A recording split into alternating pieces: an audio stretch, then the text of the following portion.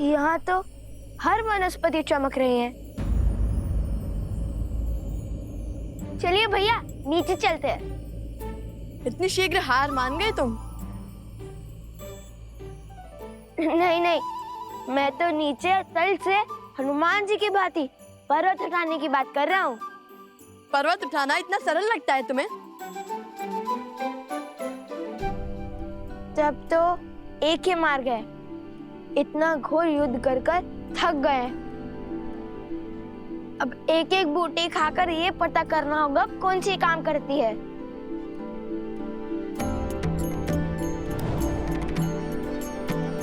और यदि कोई भी बूटी विषैली निकली तो?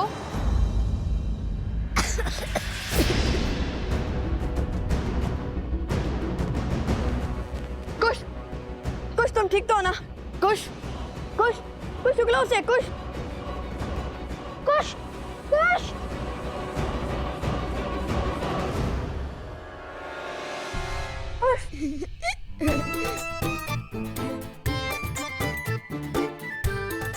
अब डर गए ना? मुझे तो कुछ नहीं हुआ। कभी तो गंभीर हो जाया करो कुश।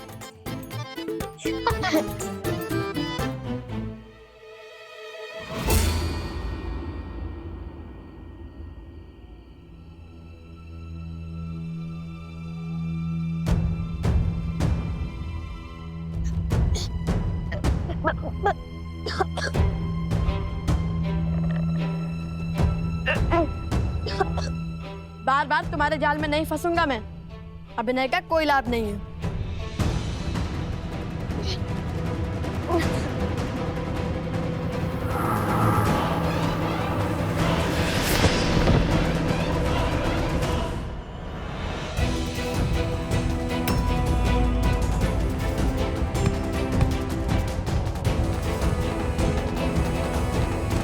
कुश, कुश, कुश, कुश, क्या हो गया तुम्हें? ये बूटी तो सद्य में विषैली निकली। कुश उठो, कुश, कुश। फिर क्या? मेरा नीलाकंठ देखकर भैया को विश्वास तो हो गया था, किंतु लगता है विष फैल रहा है। अब क्या करें? भैया अब बूटी खोज लोगे ना? कैसे कुश? तुम्हारी अटपटी बातों से ही तो मुझे नए मार्ग दिखते हैं। तुम्हारे बिना मैं क्या करूंगा?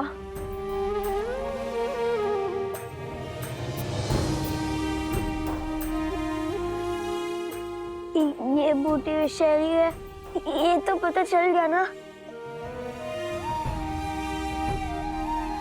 किंतु इनमें से वो बूटी कौन सी होगी जो आत्मा के मैल को मिटा सके? मैं तुम्हें कुछ नहीं होने दूंगा। मैं बूटी अवश्य खोजूंगा। सोम, तुम कुछ के साथ रहो, मैं बूटी लेकर आता हूँ।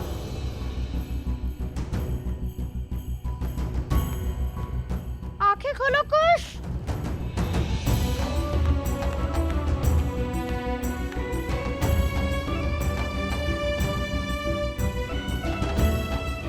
मलिनता को कौन मिटा सकता है? ऐसी क्या पवित्रता हो सकती है? अग्नि? नहीं नहीं नहीं, गंगा? किंतु वो तो यहाँ से कोसों दूर है। हे प्रभु, सहायता कीजिए हमारी।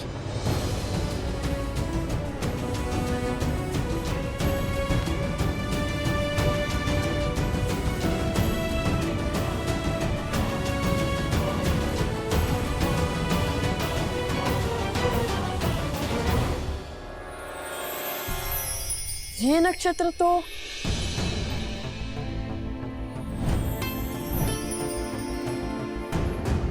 पुष्य नक्षत्र है, पवित्रता का चिन्ह। और पुष्य नक्षत्र के स्वामी तो स्वयं बृहस्पति देव हैं। हे बृहस्पति देव, सहायता कीजिए हमारी। ओम बृहस्पते नमः, ओम बृहस्पते नमः।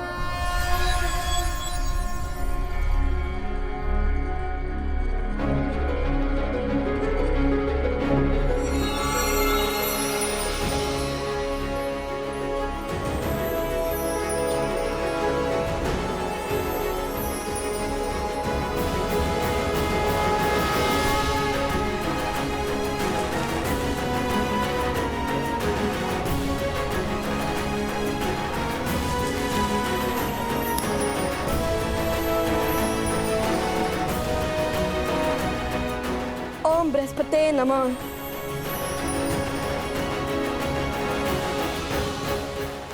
कुश। ओम बृहस्पतिये नमः। ओम बृहस्पतिये नमः।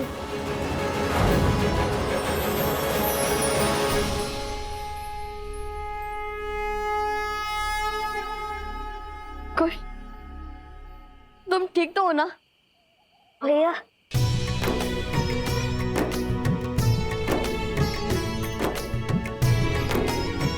कुश, मेरे भाई। इस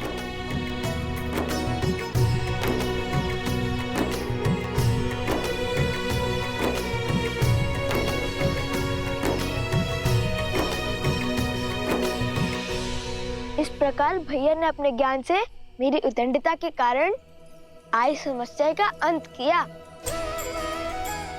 किंतु सदैव की भांति कुश की उद्दंडता के कारण ही हमें इतनी शीघ्र इस विपदा का हल मिल गया। अवश्य, हनुमान जी से कम नहीं हो तुम दोनों भाई।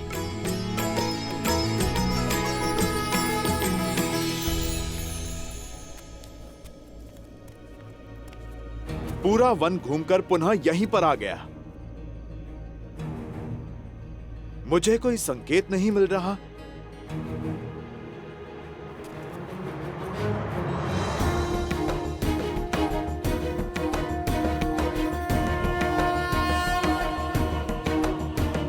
यहां पर स्वास्तिक किसने बनाया?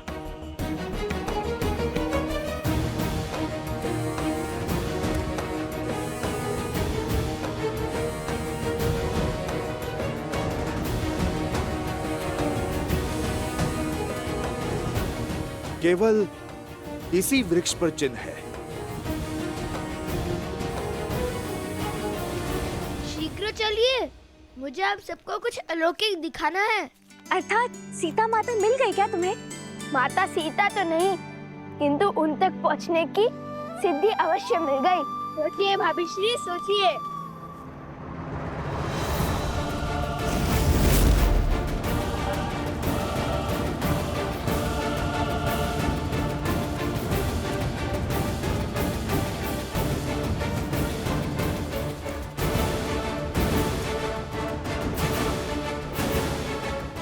अरे अब शीघ्र चलो, हमें उस वृक्ष तक पहुंचना होगा, अन्यथा तुम्हारी सिद्धि कोई और ले जाएगा। ये कैसा आभास है, मानो कोई दिव्य शक्ति आसपास है।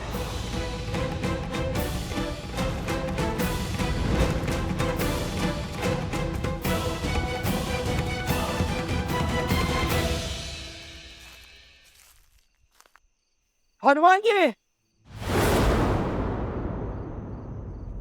सैनिकों,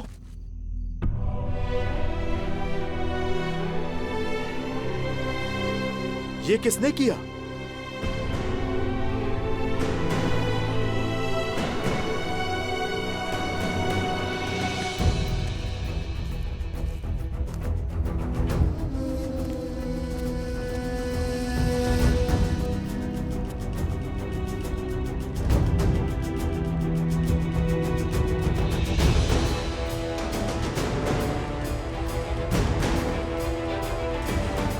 हम इसी गड्ढे में गिरे थे हनुमान जी। उन ऋषि कुमारों पर जब हम प्रहार करने गए तो उन्होंने हम पर ब्रह्मास्त्र छोड़ दिया। अश्व को पकड़ने वाले भी वो 2 ही थे और बाकी के सैनिक और राजनुज शत्रुघ्न यहाँ गिरे थे।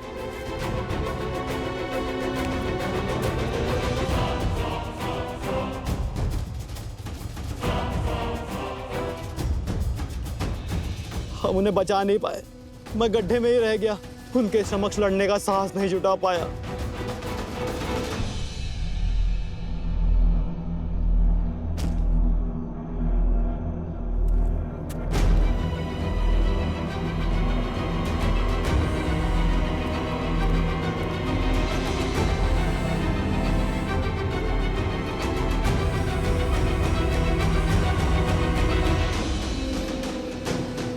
ये सब मूर्छित हुए हैं, इनके प्राण नहीं निकले हैं। सम्मोहन अस्त्र के पाश में बंधे हैं, जो केवल देवताओं से ही मिल सकता है।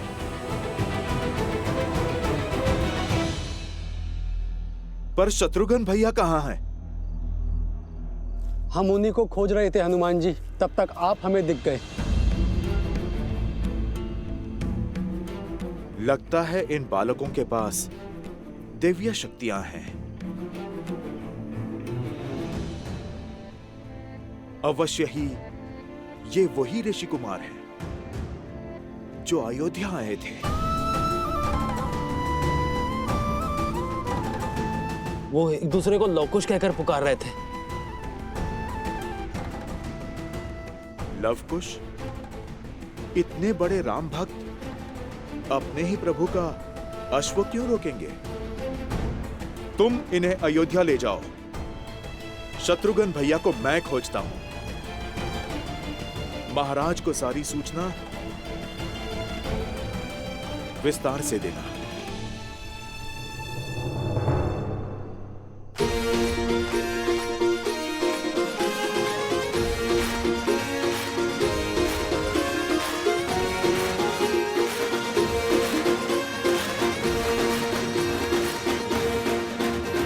तो तुमने उसे पकड़ ही लिया?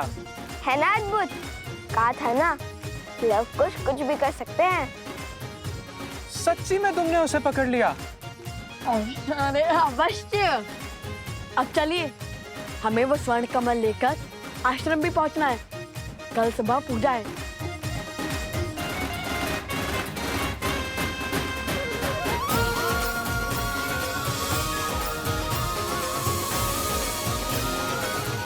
प्रभु, अद्भुत शक्ति के साथ लड़ रहे थे वो दोनों ऋषि कुमार। दिव्य अस्त्र थे उनके पास और एक दूसरे को वो लवकुश कहकर पुकार रहे थे।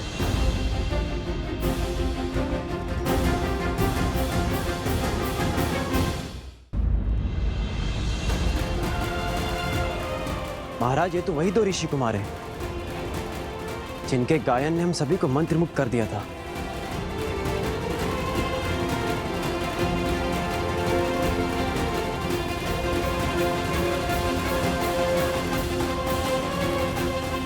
उनकी गायन की भांति उनका युद्ध कौशल भी बहुत अद्भुत था। जैसे युद्ध नहीं कोई खेल हो, और चिंता का तो कोई भाव ही नहीं था उनमें। अक्षम्य है ये, हमारे वीर योद्धाओं का अपमान है। दो बालक जो युद्ध को मनोरंजन समझते हैं, हमारी सेना को परास्त करके चले गए।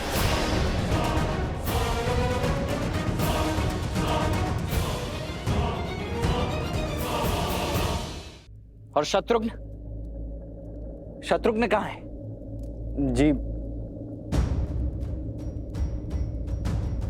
जी वो रामानुज और बाकी सैनिक सम्मोहन अस्त्र से मूर्छित हो गए थे और उसके पश्चात रामानुज शत्रुघ्न लुप्त हो गए। हनुमान जी उन्हें खोजने का प्रयास कर रहे हैं।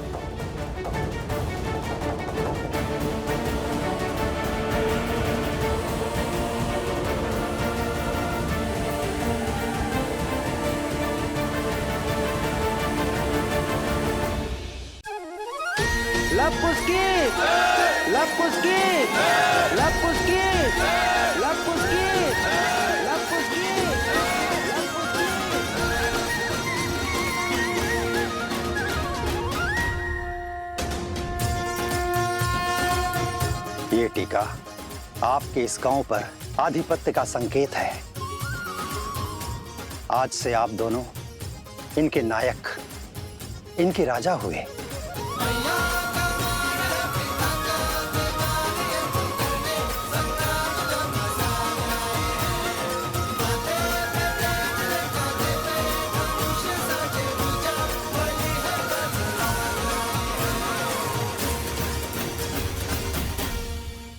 देखा, कहा था ना तुम दोनों राजा हो।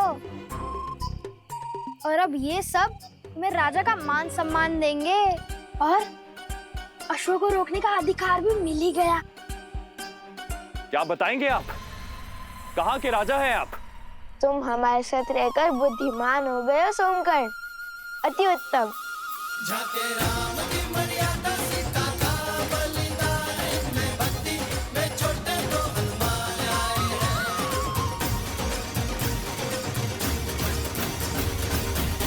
अरे शिवर, क्या आप हमें माता सीता के बारे में जानकारी दे सकते हैं? उनकी कथा, उनकी गाथा क्यों संसार से छुपी है? देवी सीता ने स्वयं को संसार से छुपाना स्वयं ही स्वीकारा है। उनकी इच्छा का सम्मान करो पुत्रों। किंतु उन्हें छुपने की क्या आवश्यकता है? वो तो निर्दोष है ना? किसने कहा कि केवल एक दोषी ही स्वयं को छुपाता है? बीज भी संसार को वृक्ष की छाल देने से पहले स्वयं को भूमि में छिपा कर रखता है। देवी सीता का अज्ञातवास भी एक आवरण है।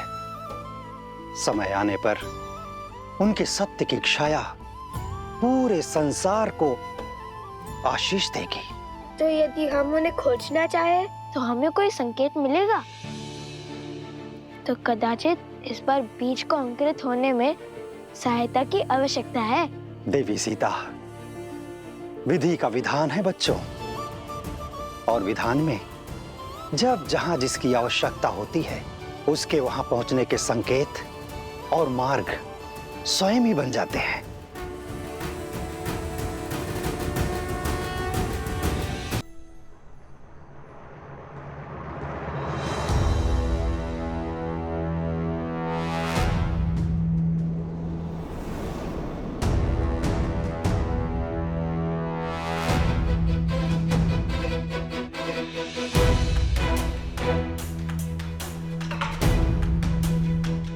यहाँ युद्ध के बाद छाई शांति है। ना पशु है और ना ही पक्षी। सब भयभीत होकर छिप गए हैं, अर्थात युद्ध निकट ही घटा है।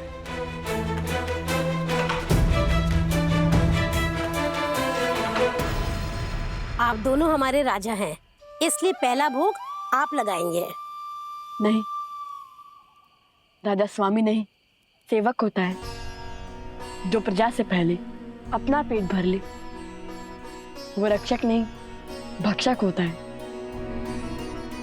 आइए हम सब साथ भोजन करेंगे। लीजिए।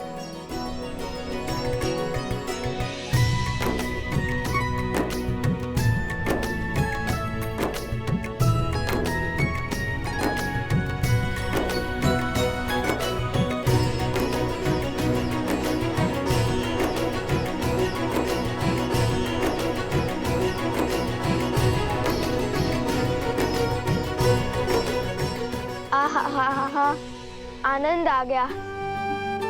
बड़ा परिश्रम किया है ना सुबह से। अच्छा आप बताओ, तुम दोनों ने उस बूटी को पहचाना कैसे?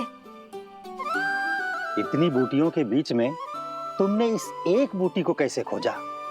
जब मन में धर्म की धुन लिए कोई सुकर्म करने निकलो तो स्वयं प्रकृति भी आपकी सहायता करती है।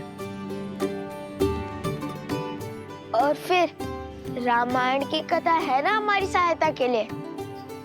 हमें पता था ऐसी चमत्कारी बूटी चमकती ही होगी। वो हुआ ये भैया कि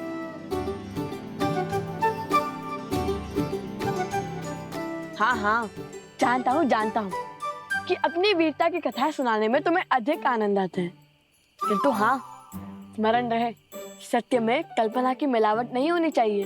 मैं तो सदा सत्य ही कहता हूँ। तो हुआ ये कि हमें ज्ञात था कि बूटी अवश्य चमकेगी, किंतु जब हम वहां पहुंचे तो देखा